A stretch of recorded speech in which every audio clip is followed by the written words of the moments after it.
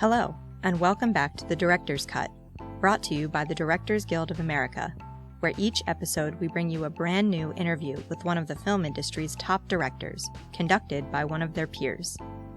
Remember to subscribe to our podcast on Google Play Music, iTunes, Stitcher, or on our SoundCloud page at soundcloud.com/thedirectorscut.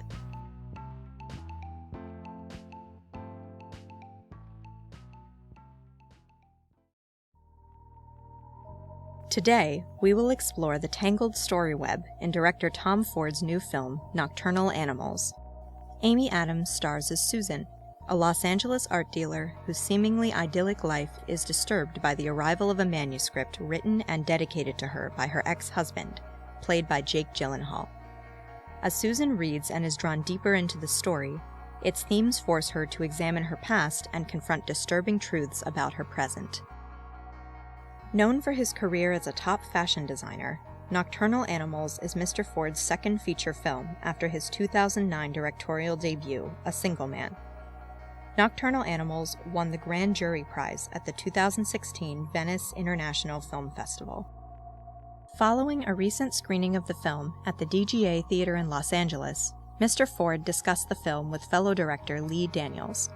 During the conversation, Mr. Ford talks about his directorial influences, including Alfred Hitchcock, Stanley Kubrick, and Peter Bogdanovich's The Last Picture Show, how exploring the theme of loyalty drew him to Nocturnal Animals, and how certain elements of the film were taken directly from Mr. Ford's childhood in Texas.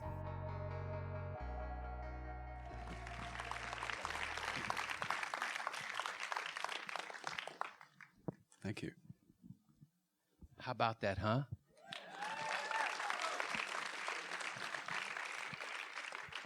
Okay, Mr. Ford. Yes, sir, Mr. Dan. I started with the cue cards, and then I woke up in the middle of the night, and I started talking to the iPhone. So we'll go from... Oh, my God, really? We'll go from the cue cards modern, to the iPhone. If it's Okay. still alive.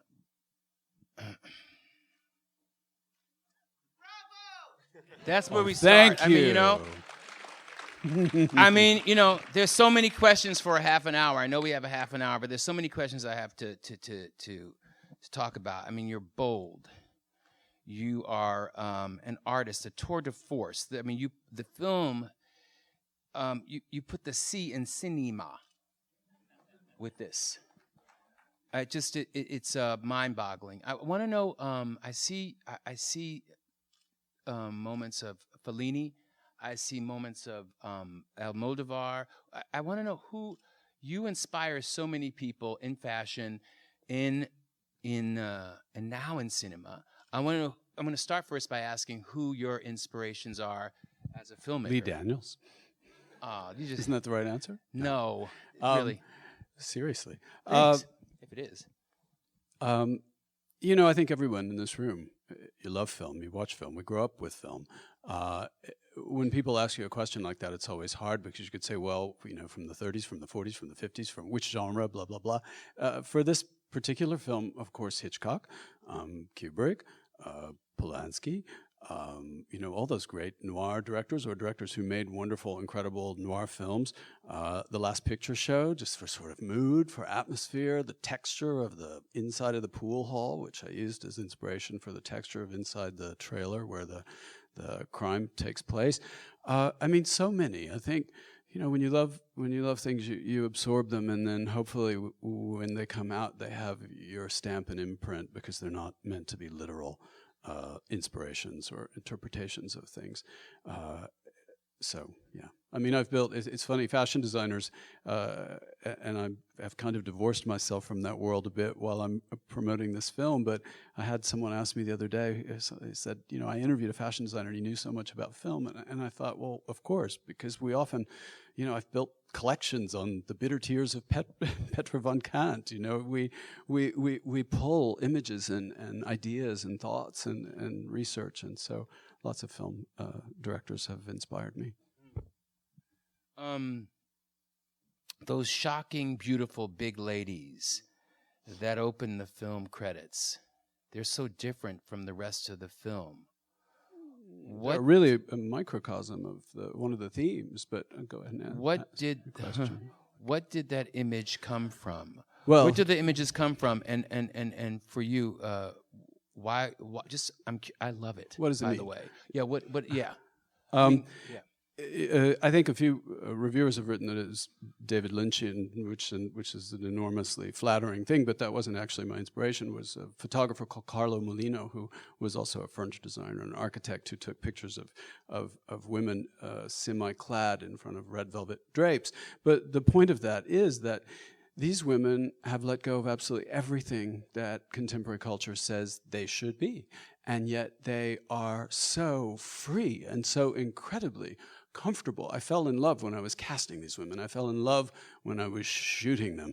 I fell in love when I was editing them. And then we cut from these women who are so powerful and strong and, as I said, free, to the character of Susan, who is trying so hard to be everything our culture says that she should be. And she's dead inside. And this is a work that she's chosen for her gallery, most likely, I like to think, subconsciously because of that. So that was the purpose of that. And from a cinematic standpoint, it gets your attention and pulls you in, and you think, what the hell is this? And you watch closely, I hope, to everything that comes after. I did. I Good. was mesmerized. How about y'all? I couldn't. Have we seen an opening like that? That just like, whoa, you know? I love your visuals. From the cold symmetry of the LA art world interiors to the terrifying handheld of the Texas scenes. I also love how you do things with people when people say you shouldn't. Like you put Amy in a white dress up against that white wall. You know, how badly I want to do that, but you know, my production designer always poo-poos it. Did Where's she in a white dress against a white wall? Yes. Where? You don't remember? No. She's in a white dress up against a white wall. It's fierce. It's pretty fierce. Okay. As I recall. She's in front of a red wall. She's in front of a wet wall too, but yeah. she's, as I recall. Anyway, what's your question? I guess the question is: do you storyboard with your DP meticulously? No. Or do you? When I write, I really am visualizing. You know, I like the idea of. I think it was Alfred Hitchcock, perhaps, who said this. I don't know. I believe. Make a silent film, and then when you need language, put it in. So as I'm writing, I'm sorry, I close my eyes when I'm visualizing things. I'm visualizing shot by shot. I actually write it in a shot by shot way, which probably breaks screenwriting rules because it's really, you know, the camera moves are actually written into the screenplay. So I have visualized it all in my head. However, when working with Seamus McGarvey on this film, by the way, who I think is such a wonderful DP and such a wonderful man, and I think did a beautiful job. No, what we really had was a shot list. We didn't storyboard. We'd sit and go over each scene and talk about how we were going to shoot it, what we were going to do, and work out the shot list, and then, of course, review it the day of on at our location, etc. And sometimes alter it dramatically. Not dramatically, but alter it. The only thing we storyboarded was the car chase, which I did a previs for because, of course, it was complex to figure out where we were going to put the cameras and what sort of equipment we needed. Was that too dry for you? No, it was. Was that too dry? No, I needed to hear that. Amy Adams and Jake Gyllenhaal are, I think, award worthy. I think. And by the way, if your production designer tells you can't do something, then you still need to just do it. I don't pay no attention to him anyway. You know, so if you're going to put something in a white dress, okay, why not? You're talking about in the white room where she's just a floating head. Yeah. Well, it's a white blouse, but that's. But okay. Sometimes you don't you get don't. No, you. I go against my gut sometimes. You know what I mean? Don't no, you? I wanted it to have that sort of Kubrickian, by the way. Yes. Tray. You know, sort of very spaceshipy, absolutely sterile. I mean, the world that this woman inhabits, you know, is quite sterile. It's not happy, sunny LA, as you saw. It's very hard and sharp, and so I wanted the cold, clinical feeling of that. So if you have somebody who's telling you not to do that, you should do it. But I normally tell them to go to hell, but it doesn't. But you can say it nicely. But you did it, you know, and I was so proud of you that you did it. Amy Adams and Jake are both award-worthy, and I've never seen anything Amy so riveting. I haven't seen Amy so riveting. Really? And still, even when she's becoming completely undone, how did you do it? I think, first of all, casting Amy was very important. I was not thinking cast while I was writing this, and when I finished it, I realized this is actually very hard to cast because I needed actors who could span, believably, their 20s to their early 40s. Yeah, I got to interrupt you. Yeah. Tell me what happened, because I felt that she genuinely looked younger. Well, she does. What'd you do? Modern technology. Sweetie, what'd you do? Modern technology. Yeah. Wow. And we went over it and over it and over it to get it to seem very, first of all, she's very youthful looking and very beautiful, but Jake too, by the way.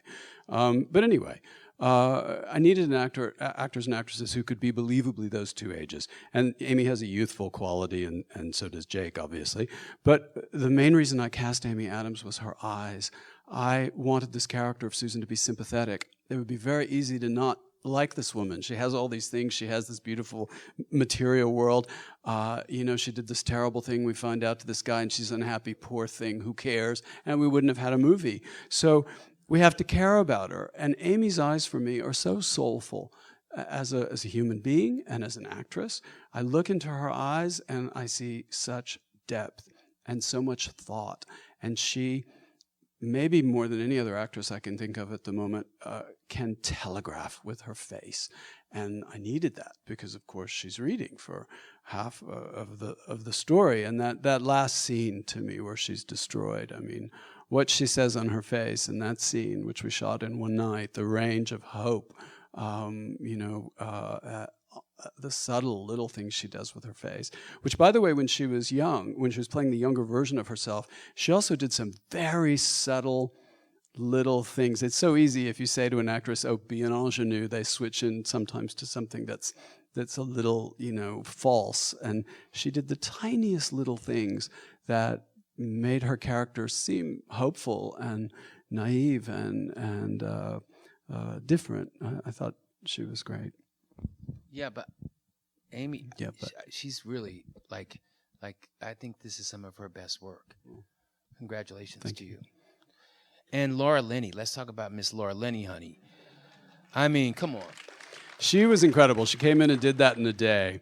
A day? A day, not even a day, an evening, a few hours. Let me just ask you, those fabulous, huge Republican pearls, which came first, the character with the pearls or the Pat Nixon voice? Which came first? Well, the voice was Lady Bird Johnson, and she actually studied tapes of Lady Bird Johnson, who had a very particular Texas accent, because it wasn't actually all Texas. She had been raised in another part of the South before, and she studied that voice. But the whole character came. The hair. I'm afraid comes from members of my family. I'm from Texas. I'm from Austin, and I grew up in Texas. And I literally remember my grandmother saying to my sister, "If you do not date poor boys, you won't fall in love with a poor boy, and you won't marry a poor boy." And she felt that was actually a legitimate thing to say to a little 8-year-old girl. So I'm afraid that character is a creation of a few different women I've known in my life. Anyway, Laura, she was incredible. She said, well, clearly I live in Highland Park, which is a suburb, which is part of Dallas. And so she went online, she pulled out 4 houses, and she said, which house do I live in and why? I wrote her back, why, blah, blah, blah, blah, blah, which gave lots of character clues. And we worked together like that. So she arrived incredibly prepared, and she just was. Watching the two of them that night was so exciting. Yeah, you should be very proud. I mean, it blew my mind, man. It's and the breakout performance of Aaron Taylor Johnson. Oh, Aaron Taylor Johnson. On the toilet. Can I just? I don't know what to make of it. You may tell you how I found that, or where that came from? He's on a toilet. He's on a toilet. He's on a toilet. And he's hotter than hell. And his acting is simply superlative. And his acting is great. It's all these mixed feelings I have about. So tell me about that. Aaron is a personal friend. His wife and I have been friends for years, and we were having dinner one night, and he was telling a story, and some little thing he did I just clicked, and I thought, oh my God, you would be so perfect as this character. And he spent 3 months studying serial killers. No, he really did. He watched documentaries. He became this character so different than who he is in real life. He has 4 daughters. He's English, by the way. That accent is completely. Wow. He was amazing. Anyway, what were you had asked me? The discovery. Oh, he wasn't the toilet. on my radar. When I'm writing, I pull visual images for each character. And I have the character in my head. I just do photo research. Where do they live? What do they drive? What does their house look like? What do they eat? Who are their friends? Da, da, da, da. I make binders, and then when I'm writing, I write those things in so that there's some texture. And I had Googled. Oh, and I hope I don't get in trouble for saying this, but it's true. White trash Texas Hicks. And up popped all these images. So I'm going through them, and I find this one of this guy sitting on a toilet exactly like that in front of a mobile home with a beer and a phone, and I thought, this is too good. I have to write this into this somewhere. And it was perfect for his character. So that's how I actually had the idea to make him a plumber, so I could justify the toilet sitting outside the thing, so I could give Michael the line that explained why, blah, blah, blah. More than you bargained for in that comment, but question. I love Michael Shannon. And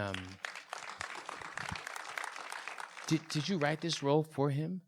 I did not write it for him, but he was perfect for it. And he inhabited it. Again, he was so in character. I don't know how many of you have worked with Michael. Everyone was afraid to go near him on set. And he smoked more cigarettes between takes than he smoked on camera. And he just was so in this character. And, he was clearly meant to be that sort of iconic, Western aging Marlboro man. And I have to say, in my previous life, I was a manager, and I got Michael his first job in The Woodsman, and watched him. And let me tell you something. I have seen him, and we've seen him play that stereotypical sort of bad guy and sort of complicated, fucked up. He just transformed into a place. Tom, you got him to a place that I have yet to see him. So kudos to you for that. Thank you. I want to see him do a romantic lead, which I kept saying to him because he has one of those great old-fashioned movie star faces. A little Clark Gable, a little Humphrey Bogart, not necessarily beautiful, but just amazing to look at, that it is quite beautiful. I'd love to see him be romantic, but next movie maybe.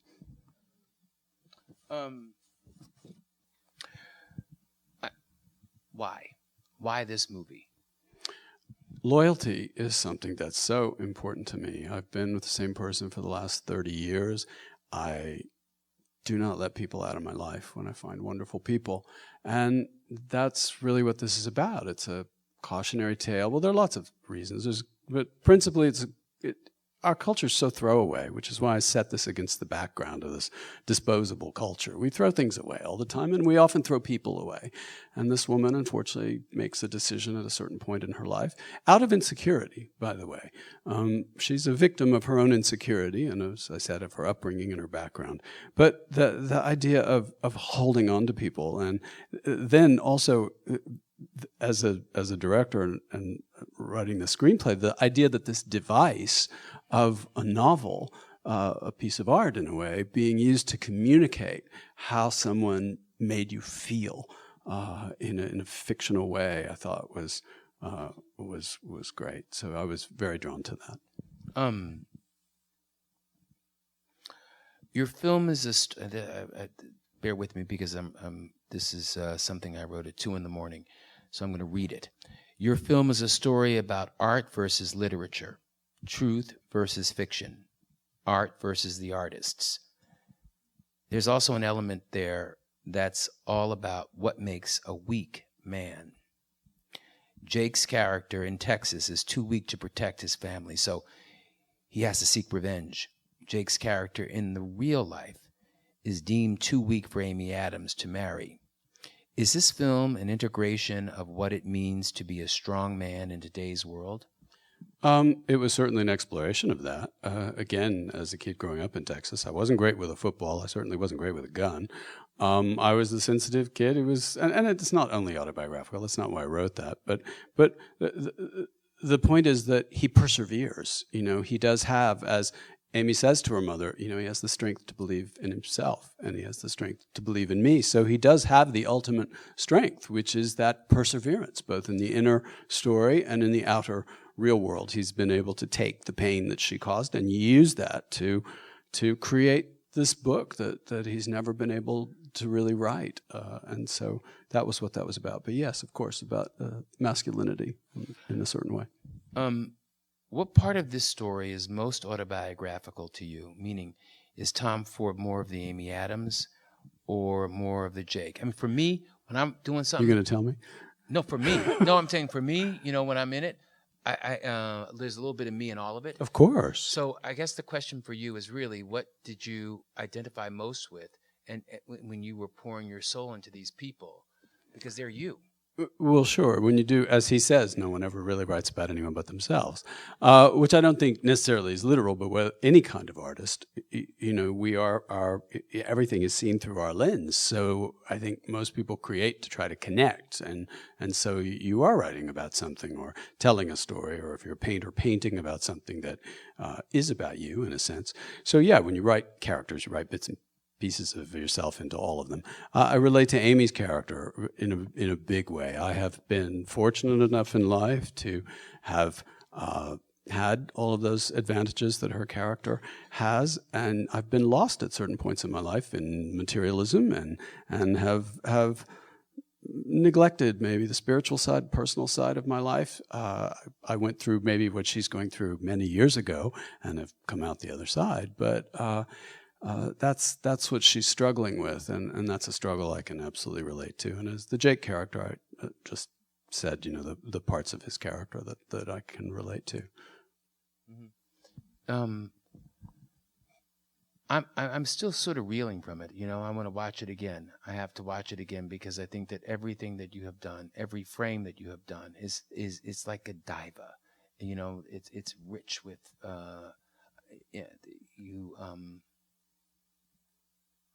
I'm feeling for the characters, and yet I'm intoxicated by the beauty of it all. And speaking of, I wanted to know, how does that all work with your big Tom Ford sort of thing? I mean, is that hard to separate, to pull away from, you're at the top of your game right now in fashion. How are you able? I remember when we were doing The Butler with Oprah, and I said, how are you able to pull away from OWN? She was able to literally, because if you become, and this is even worse because you're directing it all. How are you able to genuinely pull away from something that you're so passionate about and so involved with day to day? I think you're better at whatever you're doing when you're excited. And filmmaking for me is the most fun I've ever had in my whole life. And I love fashion. I've been doing it for 30 years, and I still love it. It's quick. It moves fast. It satisfies a part of my personality. It takes, as you know, 3 years to make a film if you're writing and directing it. And fashion moves quickly. I set up my editing rooms in London, and so I would edit for 4 or 5 hours. I'd go out quickly for a fitting. I'd go back and edit, and I'd go back to a fitting.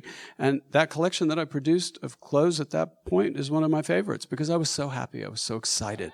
I'm fortunate. I own my own company, so I'm able to, I'm highly scheduled. And I planned this 1.5 years in advance and literally took care of everything so that not one fashion question or decision I had to confront at all during pre-production and shooting. Editing was a little bit different, but for me, it's about organization and scheduling. Clearly, you're the same person, so of course my eye is being used in different ways, but I separate them. There wasn't one Tom Ford product in this. You probably saw a huge list of every other designer in the world, but purposefully, and maybe I'm overly conscious of it because it's not a commercial for Tom Ford products. It's meant to be. For me, it's the purest expression purest artistic expression that I have. Fashion for me has always been a commercial endeavor. It's an artistic endeavor, but I am a commercial fashion designer.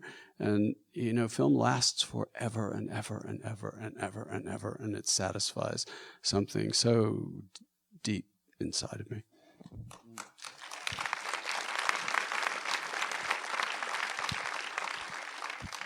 What was the hardest part of this process for you when you think about it in hindsight? When you think of the journey from conception to the final mix, what was the hardest part for you to sort of that your heart like, oh my God, am I going to get through this part?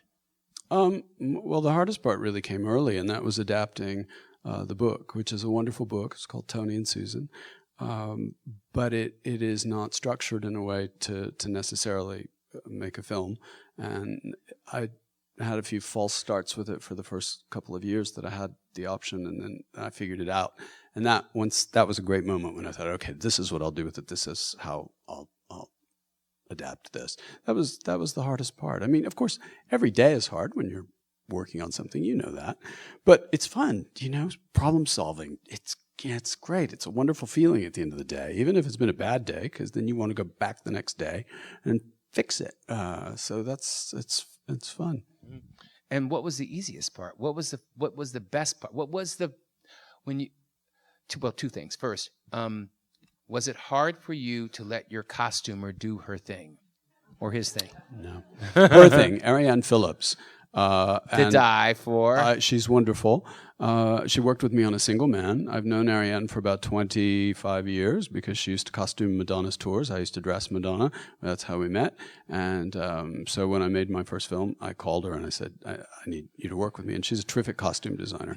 And absolutely not, because, I had enough to do.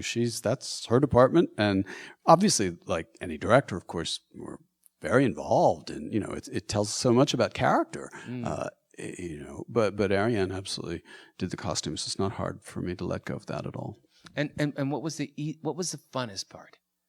Oh, every bit of it. But when you see people react to it and they enjoy it, love it, get it, that's always the most fun. When they get it.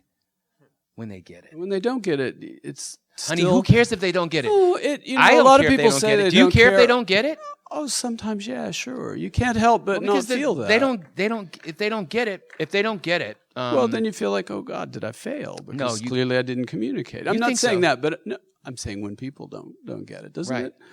Those that matter get it, Tom. To me, Ooh. Those that matter get it. I feel. Thank you. I wanted to ask you, is this now this is your sophomore film? Oh, I hate that word. Don't use that. Say second. Second. Sophomore. Second. I hate that This is word. what they say to me. Sometimes Sophomoric. Does anybody want to be sophomoric? I don't want to be. Do you see more films in your? I certainly hope so. I mean, I had intended to make a film every 3 years. 7 years. I don't know how it even happened. Life went by. I opened 100 stores. I have a child. I did not have. I had a child 4 years ago, and he. I wanted to really spend a lot of time. Will spend a lot of time with him in the future, obviously. But I don't know where it went. But yeah, let's pray every 3 years. I hope. I was so excited to see the film that when I and I remember walking away from the theater. A little sad because I thought to myself, wow, I've been so wrapped up in TV that this man is able to do it and really be so unabashedly, just like you didn't care. It was almost like, I'm doing this movie and you can come aboard if you want to come aboard. And if you don't, bye, Felicia. And that's what I think. I think that most artists will appreciate about the film. It really is extraordinary, Tom. You've achieved something that's very, very major, and you should be very proud of yourself. Thank you For that. And I'm really proud of you. Thank you, Bill. Thank you. I just have one question. One final question. How do you want us to feel at the end of the movie? How do you want us to feel? I have a question because I was like, okay, is this a letter of suicide? Is a book of suicide? And if so, why would he have her meet her? I have a question about that. And then I guess the question, and the bigger question is really, how do you want me to feel? I know how I felt, when I walked away from the film. I was shattered. I had goosebumps all over. That's good. But how do you want us to feel when you walk away from the film? And then answer that question about the end of the film is, as we've all heard, happy ending is just where you stop the story. This woman's just gone through a transformation. It's been painful. The end of the film is painful, but those rings are off her finger, the lipstick's off her mouth. She is not going back to that life. It's over. The part of her life, this long part of her life, in which she has been incredibly unhappy, and that transformation is very painful. He doesn't show up. You could interpret it how you want to interpret it. What I intended is that he doesn't show up because it is his ultimate, final, I'm over you. You killed everything. You stole our family, my life, everything from me. And I've taken this pain and I've done what I always said I could do. And I've made you fall in love with me all over again. Yes. I'm over it.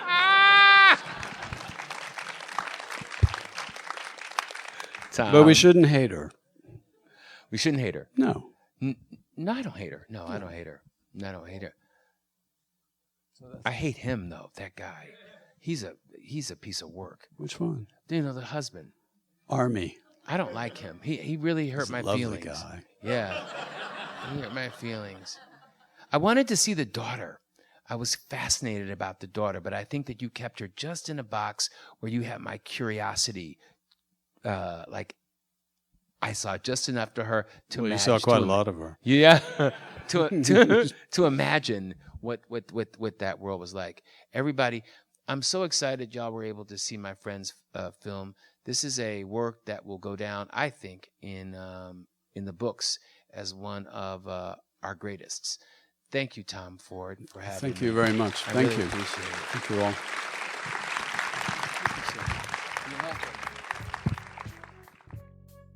Thanks for listening to this DGA Q&A. Check out past episodes of the podcast by subscribing wherever you listen to podcasts or on our website at dga.org/podcast. We'll have a lot more episodes coming your way over the next several weeks, so stay tuned.